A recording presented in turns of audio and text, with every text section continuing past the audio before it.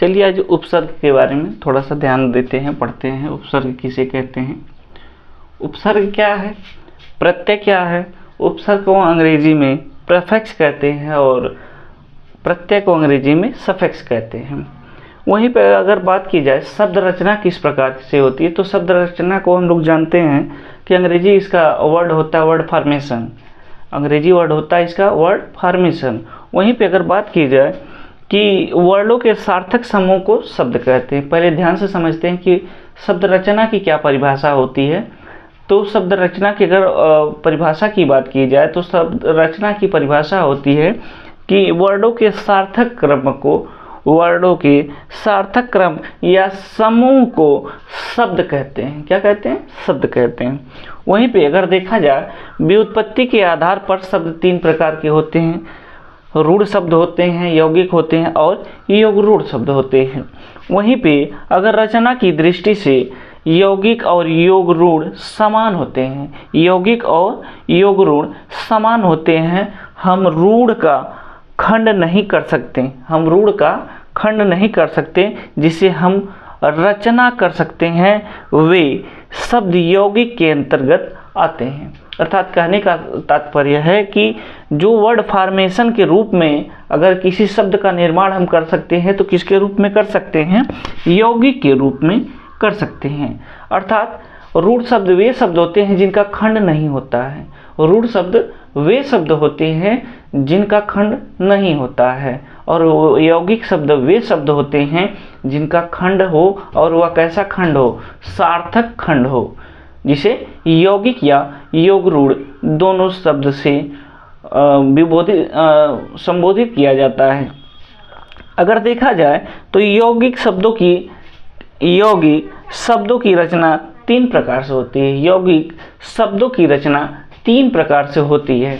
वहीं अगर बात किया जाए तो कौन कौन से वे शब्द होते हैं जिनसे रचना की जाती है, तो पहला है उपसर्ग, दूसरा है प्रत्यय और तीसरा है समास, तीसरा है समास। अब इसके बारे में अगर बात की जाए कि उपसर्ग किसे कहते हैं, उपसर्ग किसे कहते हैं, तो उपसर्ग की बात करने से पहले अगर ध्यान देंगे हम इसकी परिभाषा पे, तो वहीं पे देखा जाए अगर उपसर्ग के बारे में बात किया जाए तो उपसर्ग क्या है।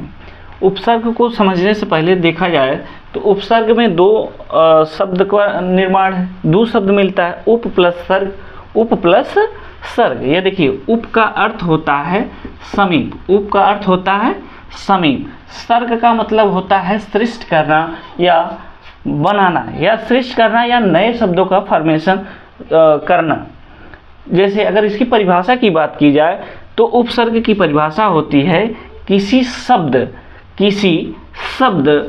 के समीप आकर, किसी शब्द के समीप आकर नया शब्द बनाना क्या कहलाता है, उपसर्ग कहलाता है। अगर इसकी बात की जाए थोड़ा सा और इसी के थोड़ा सा समझा जाए इसको बढ़िया से, तो जो शब्दों के आदि में जुड़कर उनके अर्थ में कुछ नई विशेषता लाते हैं उन्हें उपसर्ग कहते हैं, उन्हें उपसर्ग कहते हैं। अगर बात की जाए उपसर्गों की तो उपसर्ग क्या है, तो उपसर्ग मतलब उप माने आगे, उप माने क्या होता है आगे, किसी शब्द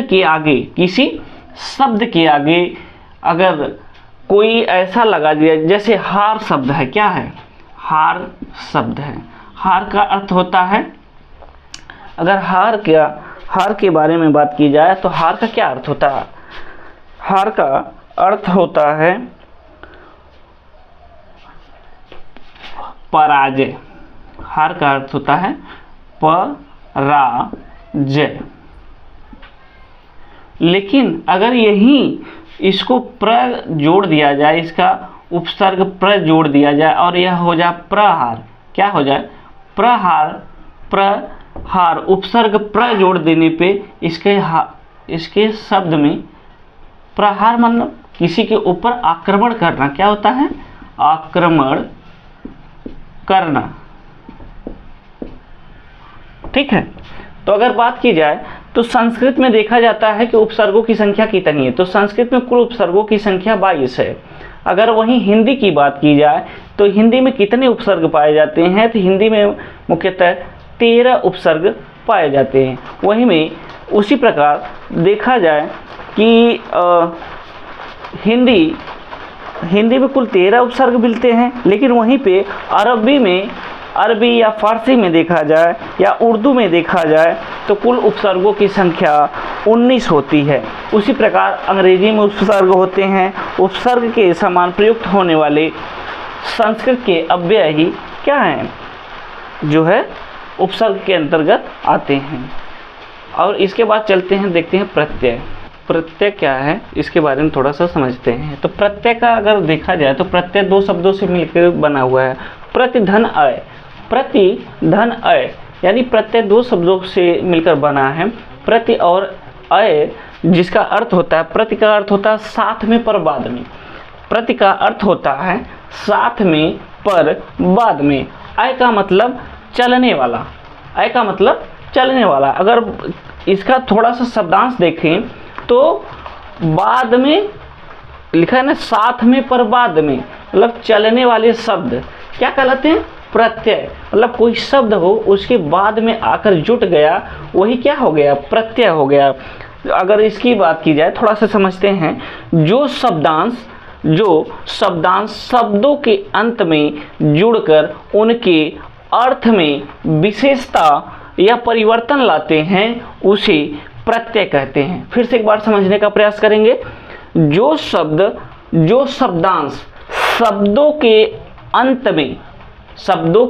अंत में जुड़कर उनके अर्थ में विशेषता या परिवर्तन लाते हैं वे प्रत्यय कहलाते हैं। अगर देखा जाए तो प्रत्यय अगर की बात की जाए कि प्रत्यय कितने प्रकार के होते हैं, तो प्रत्यय 2 प्रकार के होते हैं। प्रत्यय कितने प्रकार के हैं, प्रत्यय 2 प्रकार के हैं।